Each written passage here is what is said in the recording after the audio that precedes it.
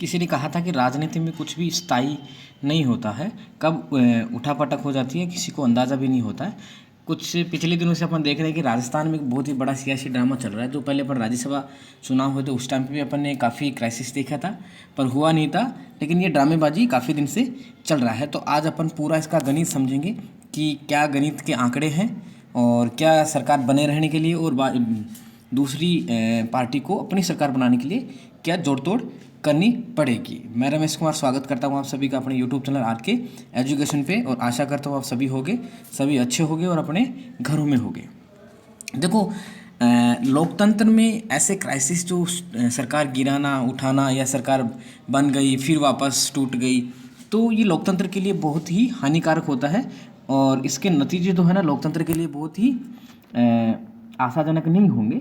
तो पिछले दिनों से हम देख रहे हैं कि राजस्थान के सीएम जो हैं उन्होंने काफ़ी आरोप लगाए हैं भाजपा पार्टी पे कि उन्होंने कोशिश की है कि राजस्थान में सरकार को अस्थिर किया जाए और उनकी सरकार लाई जाए। वहीं दूसरी तरफ डिप्टी सीएम जो है राजस्थान के, वो काफ़ी दिन से नाराज चल रहे हैं, ऐसा बताया जा रहा है। तो आज अपन पूरा का पूरा इसका आंकड़ा देखेंगे। देखो, सबसे पहले अपन को देखने की ज़रूरत है कि स्थिति क्या है, वास्तविक स्थिति क्या है।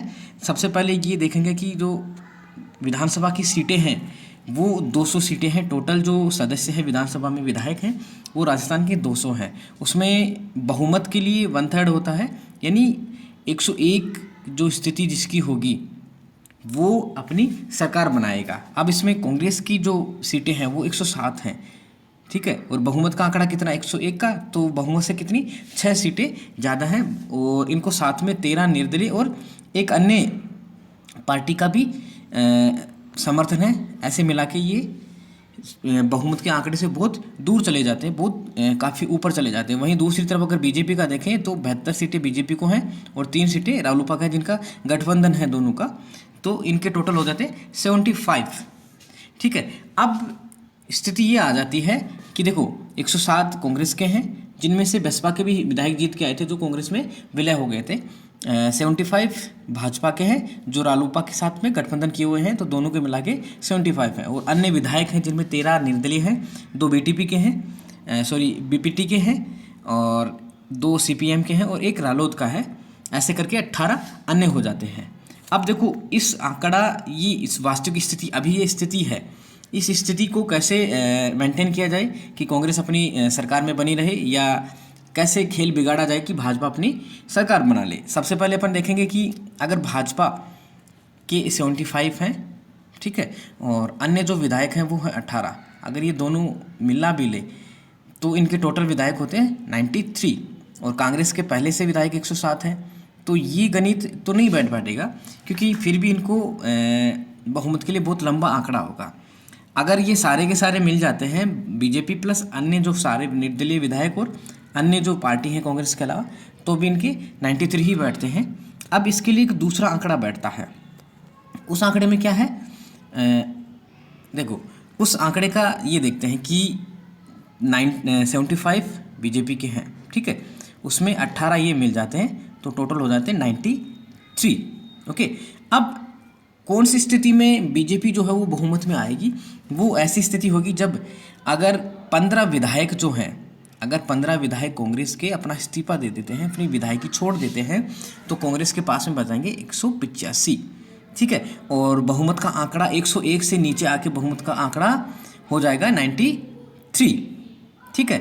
अब 93 बीजेपी के पास हैं, तो कांग्रेस के पास में कितने 107, और 15 विधायकों ने अपनी विधायकी छोड़ दी, तो कांग्रेस के पास में कितने हो गए 92, और बीजेपी के पास में 93, यानी बीजेपी के पास में बहुमत का आंकड़ा अवेलेबल हो जाएगा। ये कौन सी स्थिति में, जब सारे के सारे जो निर्दलीय विधायक और जो 5 विधायक अन्य हैं वो सारे के सारे बीजेपी में आते हैं, और 15 विधायक कांग्रेस के अपनी विधायकी छोड़ते हैं, तब कांग्रेस की सियासी संकट आ जाएगा अपनी सरकार पे। लेकिन ऐसा होता कम दिख रहा है, क्योंकि अगर पिछले अपन चुनाव में देखें, अभी राज्यसभा के चुनाव हुए थे कांग्रेस राजस्थान में 3 राज्यसभा सांसदों के, जिसमें 2 कांग्रेस के थे और 1 बीजेपी का राज्यसभा सांसद जीत के राज्यसभा में गया है। अब देखो उसमें क्या हुआ था कि 123 वोट जो थे ना वो कांग्रेस की तरफ से पड़े थे, और 74 जो वोट थे वो बीजेपी की तरफ से पड़े थे। उसमें भी देखो 123 में 2 विधायक जो है ना वो वोट देने गए नहीं थे, जा नहीं पाए थे, इसकी वजह से 125 विधायक हो जाते हैं टोटल।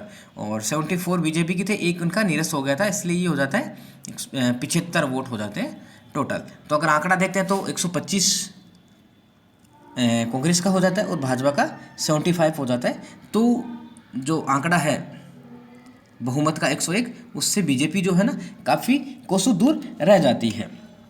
अब एक नया सियासी संकट है जिसकी वजह से राजस्थानी सरकार पे संकट आने के चांसेस बन जाते हैं। एक नया गणित और बन जाता है कि जिस गणित से अपन बीजेपी जो है सरकार बना सकती है, कांग्रेस की सरकार गिर सकती है। कुछ दिनों से क्या हो रहा है कि कांग्रेस में मुख्यमंत्री जो है अशोक गहलोत जी, वो काफ़ी दिनों से बीजेपी पे आरोप प्रत्यारोप कर रहे हैं कि ये सरकार को गिराने की, अस्थिर करने की कोशिश कर रहे हैं और विधायकों को करोड़ों रुपए का प्रलोभन देने की कोशिश कर रहे हैं। इसलिए उन्होंने एक एसओजी की टीम गठित की है और वो टीम क्या कर रही है, ये जांच कर रही है। जिन्होंने अभी आज 3 जो निर्दलीय विधायक थे उनको ये बताया गया है कि उनको पार्टी से संबंधित थी वो ख़त्म कर दी गई है। तो उन्होंने क्या किया, एक लेटर है, ये नोटिस था, ये सचिन पायलट को भेजा था, जिसकी वजह से सचिन पायलट नाराज़ हो जाते हैं, ऐसा बताया जाता है। हुए कि नहीं वो उनकी बातें हैं, लेकिन ये सचिन पायलट नाराज़ होता है, इसकी वजह से ये अपने 24 विधायकों को लेकर दिल्ली चले जाते हैं। जो इनकी सुप्रीमो है, कांग्रेस पार्टी की सुप्रीमो है सोनिया गांधी जी, उनसे मिलने के लिए। अब देखो नया गणित अपन ये बैठाते हैं कि मानो कि 24 विधायक जो हैं सचिन पायलट के फेवर के हैं और वो अपना इस्तीफा देते, अपनी विधायकी छोड़ देते हैं, तो बहुमत का आंकड़ा बच जाएगा 176 बच जाएंगे किसके पास में, टोटल विधायक बच जाएंगे 176, ठीक है। और उसमें बहुमत का आंकड़ा हो जाएगा 89। क्लियर।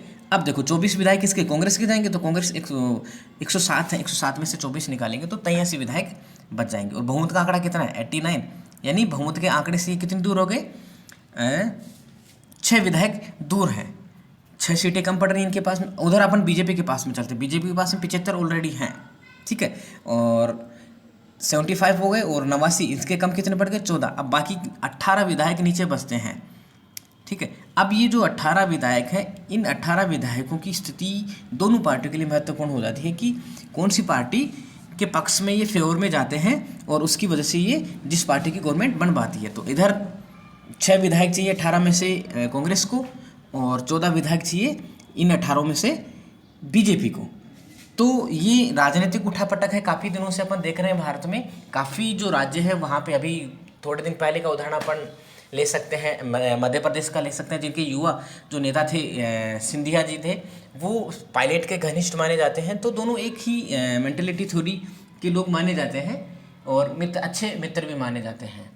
अब काफ़ी ये चीज़ें घूम फिर के आ जाती हैं कि अगर ऐसा चलता रहा तो लोकतंत्र का खतरे में होना जरूरी है कि संविधान, ये सारा काम संविधान के तौर पे हो रहा है, लेकिन एक पार्टी एक अपनी सरकार बना रही है, वो भी अपने संविधान के बेस पे ही बना रही है। और अगर ऐसी हलचल चलती रहेगी, सियासी ड्रामे चलती रहेंगी, सरकारें अस्थिर होती रहेंगी, तो प्रदेश का, देश का कभी विकास नहीं हो पाएगा और कोई भी सरकार कॉन्स्टिट्यूशनली होके जो विकास का मार्ग है उस पर फोकस नहीं कर पाएगी। वो हमेशा एक पार्टी हमेशा सियासी ड्रामे करती रहेगी, सरकार को अस्थिर करने पे रहेगी, और दूसरी जो पार्टी है जो सरकार में है वो अपनी सरकार को बचाने में जुटी रहेगी। अब ये देखना होगा आगे आने दिनों में कि ये सच में सियासी ड्रामा है या खुद पार्टी, खुद की गवर्नमेंट पार्टी है, खुद वो ही ये ड्रामे रची है। आशा करता हूँ आप सभी को ये टॉपिक अच्छे से क्लियर हो गया होगा। धन्यवाद।